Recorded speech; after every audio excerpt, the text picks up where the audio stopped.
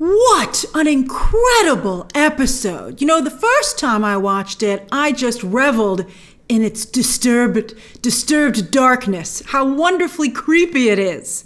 As a Batman fan, I particularly appreciate that. But the second time I watched it to do my notes for this breakdown, I marveled at how much is actually going on here. And it makes me a little upset with the show because some people have argued that Loki season 2 is too talky. And I feel like if these episodes had maybe about 20 to 30 more minutes, they could make it a little bit more clear what they're doing. You know, when I did my review of Killers of the Flower Moon, a movie I did not care for, I talked about whether or not entertainment, which is trying to have a message or get something across, how much hand-holding needs to be done. And I said that based on my experience covering entertainment and having created some of it myself, I've discovered that a little hand-holding, maybe even sometimes a moderate amount of hand-holding, is necessary. And I think this show could have used a little more hand-holding because, again, I didn't even notice this stuff until the second time that I watched it. And I'm very excited to share with you what I discovered.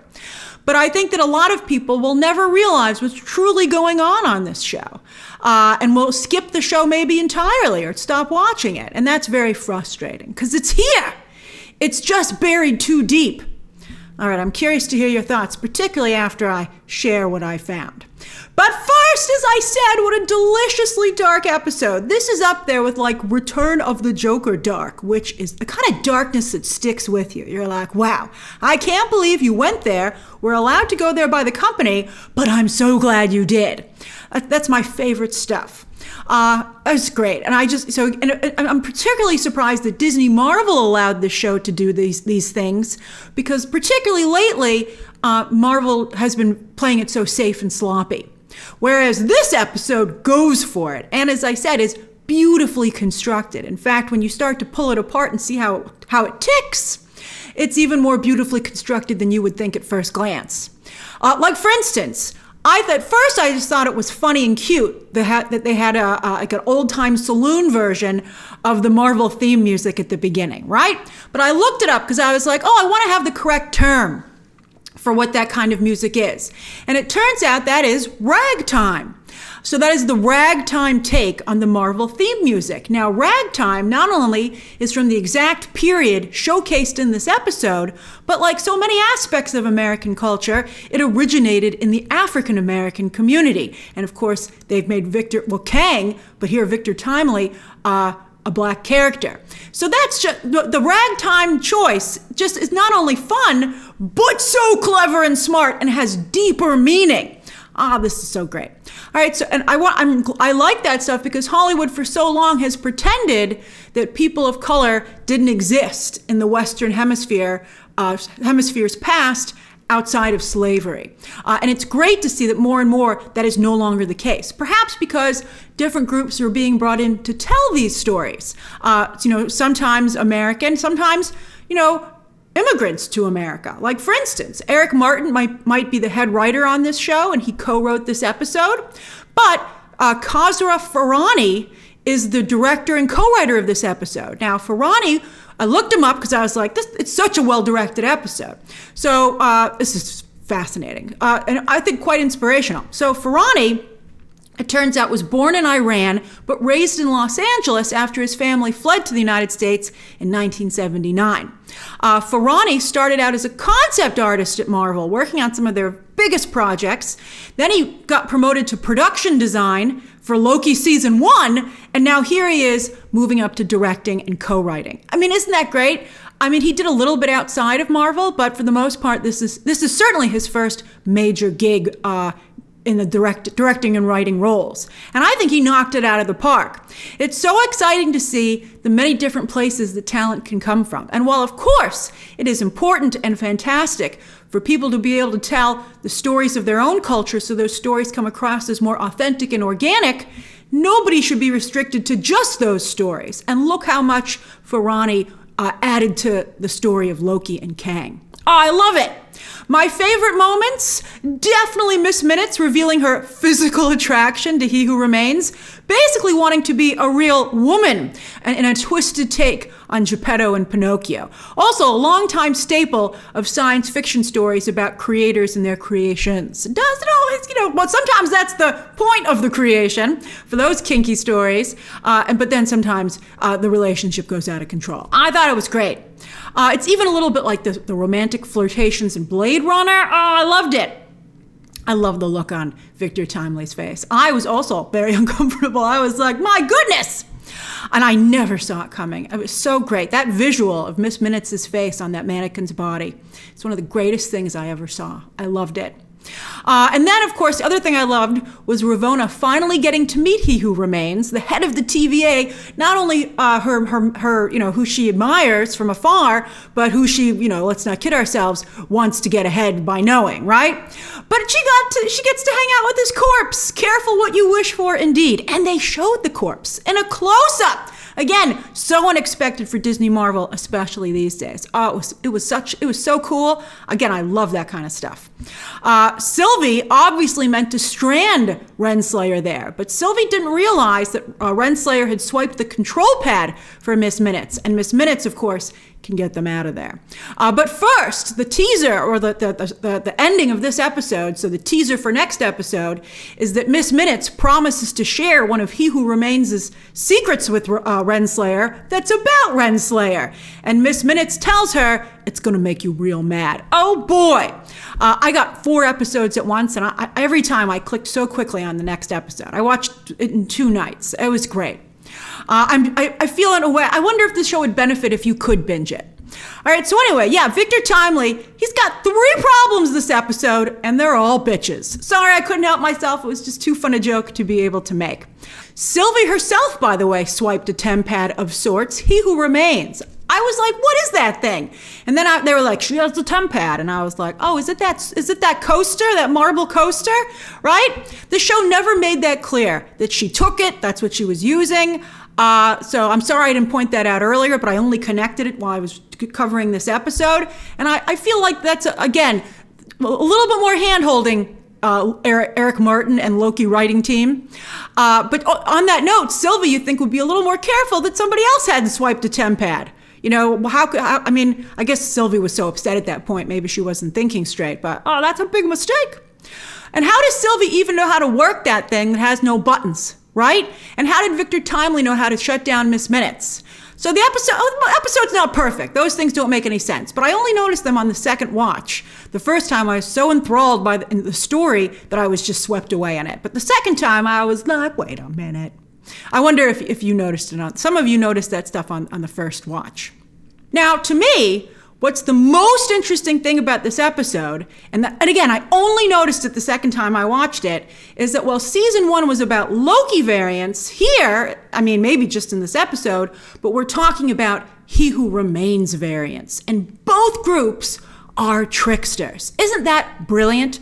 Loki, of course, all the Lokis are the god of mischief, but here, Victor Timely, for instance, is a con man, or a confidence trickster, as Loki calls him. Is that type of person most likely to be a problem for the TVA? The type of person that refuses to walk the line, as in timeline? It gets even more interesting, okay? And just like Sylvie, so many interesting things. Just wait till this all plays out. I got a lot to explain.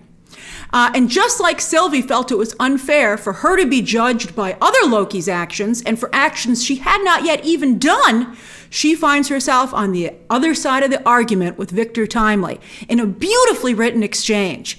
And as Victor Timely begs for his life, and Sylvie says exactly what was said to Loki last episode, but with a twist, you'll do terrible things, Victor Timely counters that she doesn't know him, and she has no idea what he will do. And he does seem to genuinely want to help.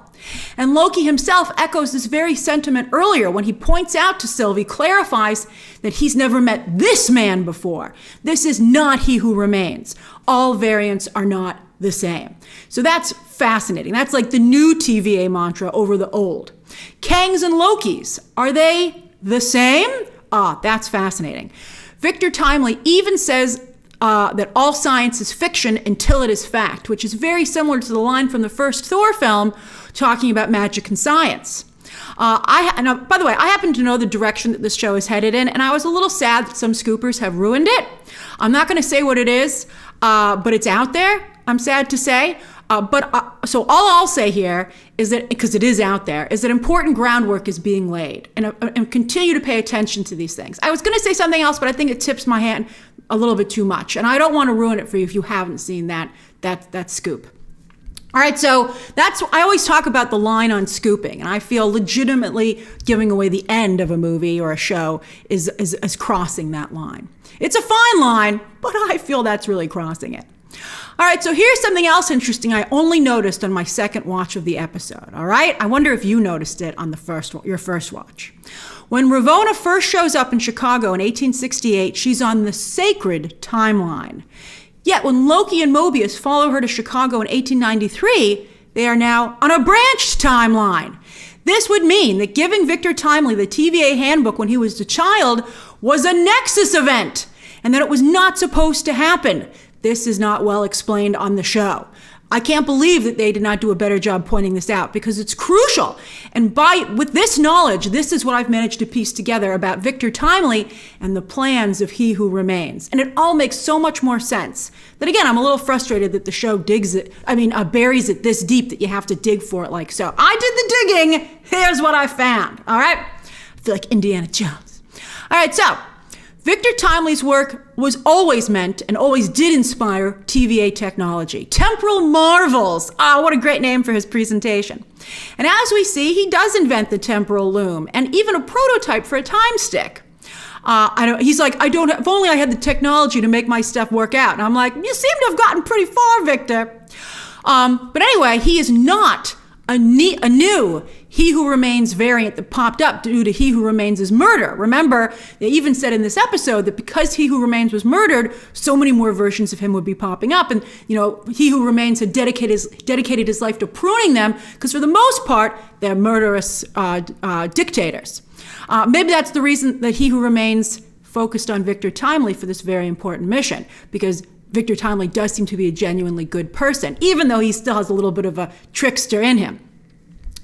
All right, but that's really important. This He Who Remains variant always was meant to exist. He Who Remains had never pruned him, probably because he does invent the technology for the TVA, right? And the reason that's established is because when we first meet Victor Timely, he's on the sacred timeline, meaning that's where he's meant to be.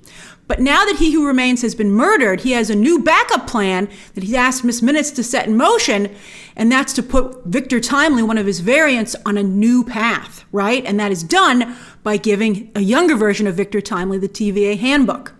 But why give a young Victor Timely the TVA handbook if he was already going to invent all this technology?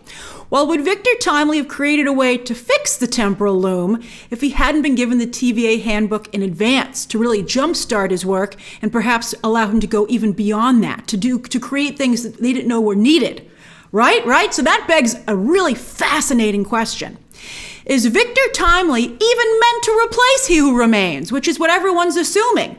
Or was He Who Remains' plan all along to fix the overloaded temporal loom, which He Who Remains knew would happen when he was killed, and the sacred timeline would start to branch out exponentially? Was he that good at thinking in advance? And he knew that would be the first problem, and that he knew by setting Victor Timely on this new path, Victor Timely would come up with a solution. Fascinating. Renslayer, as I said, just made an assumption that Victor Timely would be the new He Who Remains. So did Miss Minutes. He Who Remains doesn't do partners. It's become a well-documented characteristic or character trait, just like they point out here with Loki switching sides. And He Who Remains hasn't really explained his plans to anyone, even though people like to think that he has, that he took them into their confidence. But I think they're making it clear that he didn't take anyone into his confidence. He Who Remains has infinite variants, and as Sylvie says here, I love this line, they can be weaponized, although that's an extreme viewpoint. I think He Who Remains would probably counter that he is utilizing his variants. But especially for someone as cold and calculating as He Who Remains, he would not see each variant as a special little snowflake, but instead as a cog in a great machine that is overall Kang. I think that is incredible, and it makes me understand He Who Remains and perhaps the Council of Kangs even more, to understand their thought process. That while some variants are a problem and they do have to be pruned, What they really are is working as a whole. And is Kang even an individual? Or is Kang, as I said, like more an idea? Or as I said, the overall, everything when you step back? And on that note, Mobius talks a lot this episode about seeing the big picture, but perhaps even he isn't thinking big enough, that only he who remains has that kind of perspective. Isn't this amazing? Again, I'm very upset that the show makes this so hard to see. Miss Minutes and Renslayer, Loki and Mobius, here they feel they're fighting over the future of Victor Timely. But does the future of Victor Timely even matter? Perhaps he's already fulfilled his purpose when he holds up his new invention. He says perhaps a way to fix the temporal loom. He calls it his life's work. Oh, I love it. I love it so much. But something I don't totally love is Jonathan Majors' performance here. So let's talk about Jonathan Majors, and I'm so excited to hear your thoughts. Just so you know up front, I didn't like his work at first, but I was really moved by his performance towards the end of the episode. All right, so I know some of you didn't like his work in last season. I liked his choices there because I felt they fit a man who had spent, at that point, an eternity alone and had gone a little mad. I loved that, right? That's what happens when you don't want partners. But Victor Timely, here, Jonathan Majors' performance reminded me actually of someone I used to work with back when I did comedy. Now, this guy was a brilliant performer, but he always made creative choices that amused himself and were certainly fascinating to watch. But they didn't fit with or benefit the sketch as a whole. In fact, this guy's creative choices, this guy that I knew, his creative choices often worked against the sketch and the group and would pull focus, and he wasn't a good team player. And particularly when we first meet adult Victor Timely, that's how I felt about Jonathan Majors in this episode with his creative choices. I felt he was doing something that amused him, but did not fit with the episode and pulled focus towards him and away from everyone else. He wasn't a good team player. But as the episode progressed, and for instance, he was revealed to be a con man, the unpredictability of his demeanor therefore fit with the unpredictability of his actions and started to make more sense. So I like that. And also, it's why he was still terrifying to Loki, because Loki knows that he who remains and Victor Timely to a degree are, as I said, unpredictable. And that makes them terrifying. I mean, look at he who remains. He is still able to affect things and act even after his death with this plan. I mean, it's amazing. I mean, I think it's really cool. But back to Jonathan Majors' performance. As Victor Timely was revealed to be a good man, and he calmed down a bit so that we could see his heart, his soul, which he speaks to at the end of the episode in that conversation with Sylvie, I started to really like the character in Jonathan Majors' performance. So again, I'm curious, what was the evolution of your thoughts with Jonathan Majors' work here? I also love the idea of a boy struggling, an outcast in society, who is tapped by a bigger, greater, powerful organization and set on a new path, only to have agents from that organization return when he is a man and has become what they needed all along. It's very Joseph Campbell, aka The Hero's Journey. And that, of course, is the famous thesis on telling stories and character arcs, hero character arcs, that has become the blueprint for some of our most famous heroic stories today. So I love that. I think that's great. I mean, this has always been a part of storytelling, but it was Joseph Campbell who spotted it and identified it and created the blueprint. And I also, by the way, love Victor Timely's line about having his lab in Wisconsin for lower taxes, because that underscores that Victor Timely, at least in this point in time, is in many ways still an ordinary man just trying to make his way in the world. So I love that. I thought that was great. Other big characters this episode? Obviously the two ladies fighting over Victor Timely, but really, he who remains, Miss Minutes and Ravonna Renslayer. Where's the TVA's Human Resources Department, by the way? All these work relationships. But then again, these are three characters that live to work, particularly Renslayer. This was a brilliant misdirect, using most of the audience's knowledge of Kang and Renslayer's romance in the comics to therefore make us not see his betrayal of her coming. That was great. I loved it. In the comics, Renslayer is a space princess. I mean, she goes on to work with Kang, but she starts out as a space princess. Here, she is a career woman who has been so dedicated to her job that she's given up everything else, including her life on the timeline. Remember, she knew about all that, right? That while Victor Timely is interested in her at first in a personal way, I thought it was such a moving, beautiful gesture that he gave her a flower literally made of his ideas. Not just his ideas, but in some ways his hopes and dreams. It was a beautiful gesture. Yet to her, all she saw was potential career advancement, and she was sloppy about it. She tipped her hand, referring to their relationship as partners.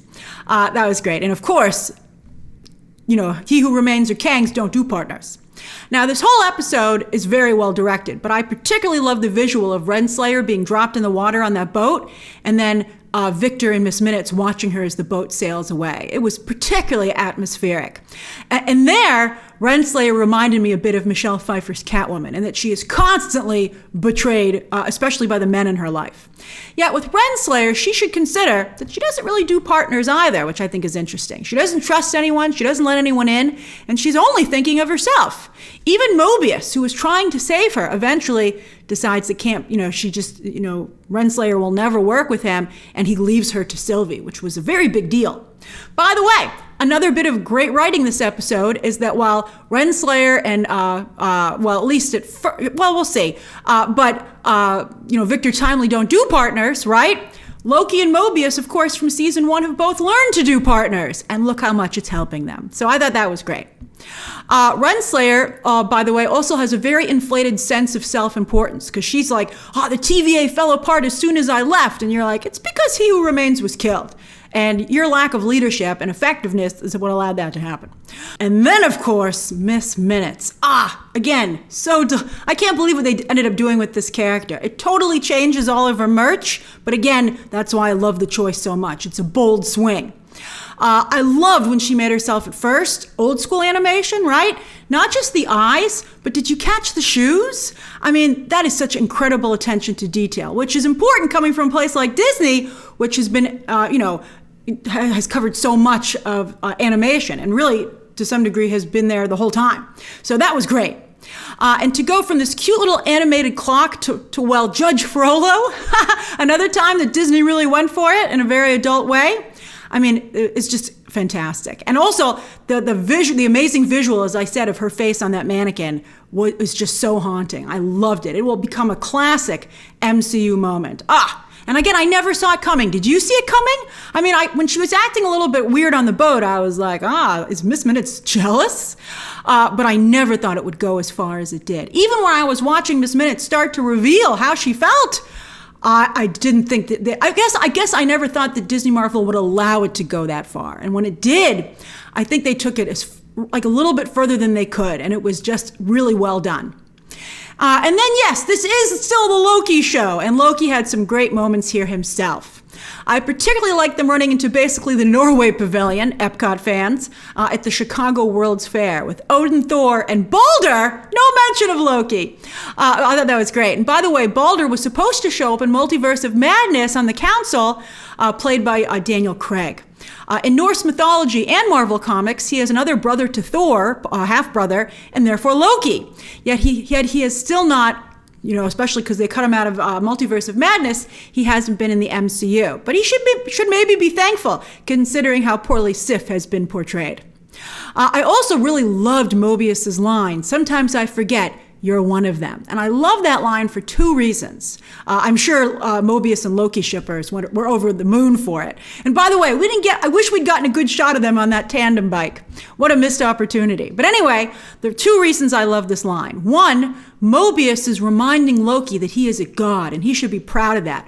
A reminder that Loki needs because he's so often down on himself. So I thought that was great. And 2, that Mobius has come to think of Loki as a true friend and partner and sees him more as a man than a god. And that just shows, that Mobius is in that relationship for the right reasons. And I just think that was so great. I just love their relationship. And then finally, the world building. Now, they cheaped out on Loki's magic a bit. Did you notice they would often cut to a wide shot that was obscured by things or another angle to not have to show the full magic blast, right? I was like, I'm on to you. Although that one shot where Loki made that huge guy disappear, love that. I love the sparkle quality they've added to Loki's magic. But this episode made out for cheaping out on Loki's powers with so much tremendous world building, particularly the Chicago World's Fair. Although both of Victor Timely's abodes, his pied-à-terre and his workshop, his lab, which looked it was kind of similar in a way to his lair at the end of time. So I liked that. I thought that stuff was very well designed. But the Chicago World's Fair really, I thought, was enchanting. It's the perfect place to find Victor Timely when science was just blossoming and the future seemed at its most possible and positive. You know, so often today, science and technology is depicted as you know, creating an apocalyptic future. It's although you know we've had some bad examples. So I think we're all a little jaded and nervous. But it's also worth noting that the New York World's Fair in 1964 was a major turning point for the Disney Company, financially and creatively. So Disney itself has a history with the World's Fair.